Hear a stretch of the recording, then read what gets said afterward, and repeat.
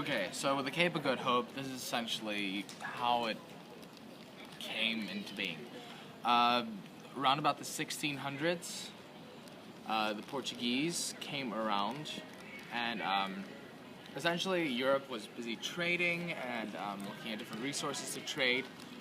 Spices in India were very popular, but due to a lot of wars in the Middle East, as well as high taxes, they talked about maybe going around, trying to find a way around Africa instead of going through Europe.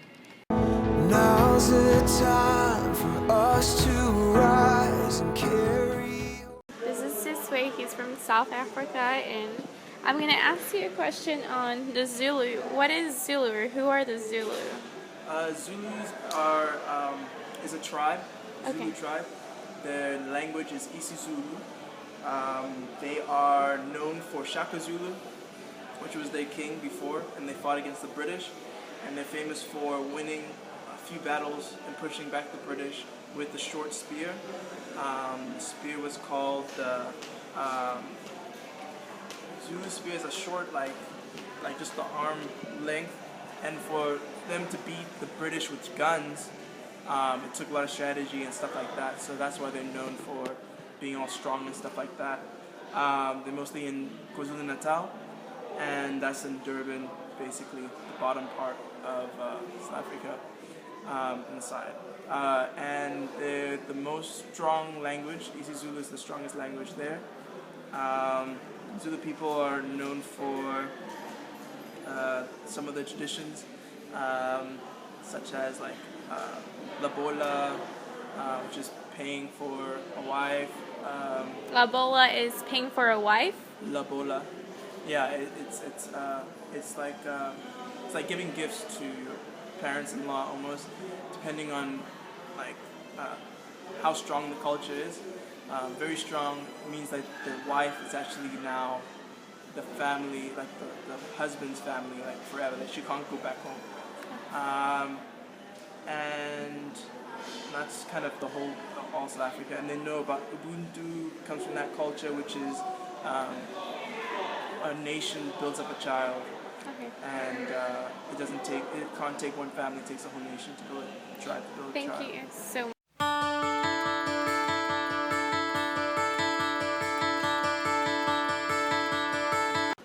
Okay, so the Boers are the nation that fought against the English for the land in South Africa. They came from the Dutch nation. They were kitchen, what we call cooks and farmers. They came down and they took over some of the land. They were the ones that started apartheid.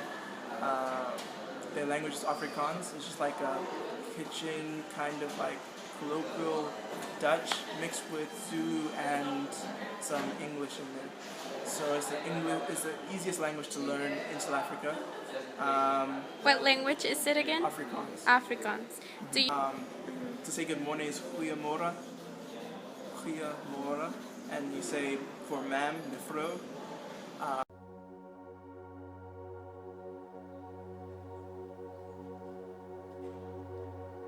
Hi, Max. So your dad is from... My dad is from Johannesburg, South Africa. He was there for about 17 years, and I've been there, let's see, 4 times. And what I know of the place is that it's a little bit like America. Like, they drive on a different side of the road, which is kind of creepy to an American. But they're, how would you say it? The infrastructure is kind of the same way. Like, it basically, like, the roads are the same way. It's not like any other African place where like there's like dirt roads. Like, there is how do you say it? They're like it's pretty it's pretty modern. And So is Johannesburg a city? yes, Johannesburg is a city. Johannesburg. Is Either it one. like... So I've been learning that in South Africa, many We are the change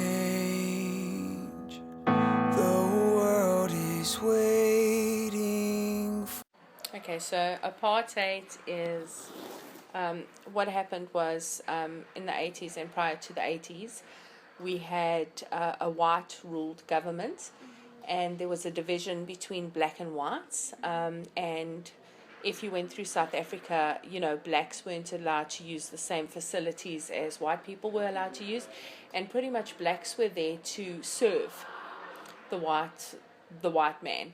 And we had like everyone would have a domestic worker, but what they did was they controlled the black people by keeping them uneducated. And the blacks rebelled against that. I couldn't understand why they would tear down what they already had, but they did that, and there was a lot of chaos in South Africa. So you know, white people then got scared to go into the locations, which is where the black people live, because they would literally take tires and put it over the people and burn them, light them up. But you know, I mean, slavery, you know, it was really slavery, and the black people really, you know, I think they had to be in bed at like 9 o'clock. They weren't allowed to, or 10 o'clock, they weren't allowed to roam the streets. I could be mistaken, I can't remember back then.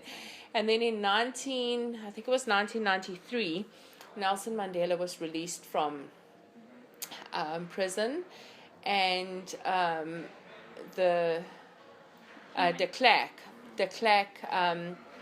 sort of handed over the reins to him, and that's when they abolished apartheid, and black people were then allowed to come into schools and things like that, and that's when blacks, I mean, they had education, they just didn't have the same quality of education that we have, and since then we've had a black ruled government.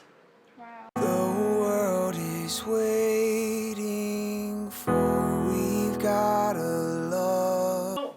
Like you said, I was in South Africa with ORU this summer, and we were working in some of the shanty towns outside of Johannesburg. And what we found with the religion there is that most people are actually participate in the traditional African religions. They are also claimed to be Christian, but Christianity means something different there. It means that they are Christian, they have their African religions. It's kind of just a mod podge of all of the religions that they can, because they're looking for absolutely anything to save them from what they're going through. So they'll take any religion that they bring to them. You've got Jehovah's Witnesses who come in, you've got Christian missionaries who come in, you've got Sangomas or witch doctors who do traditional medicine that come in and do that kind of, like, give them that kind of stuff. So it's really just a mod podge. They also have 11 official languages, so it is also a mod podge of cultures in the areas we were working in. Wow, 11? 11.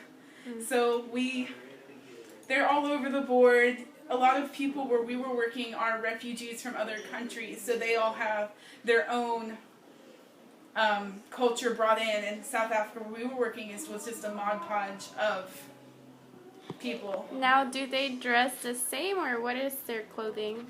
From what we saw, the South African people, they dress a lot like you and I do. They don't have, there is traditional dress in South Africa, but more than ever, they dress just like Americans would. We were in really poverty-stricken areas, so while they dressed the same, their clothes, they didn't have nearly as much as we do here in the States, but it was pretty similar. Okay, well, thank you so much, Michaela. Yeah, thank you. It's time for a generation to stand for what we believe in, to stand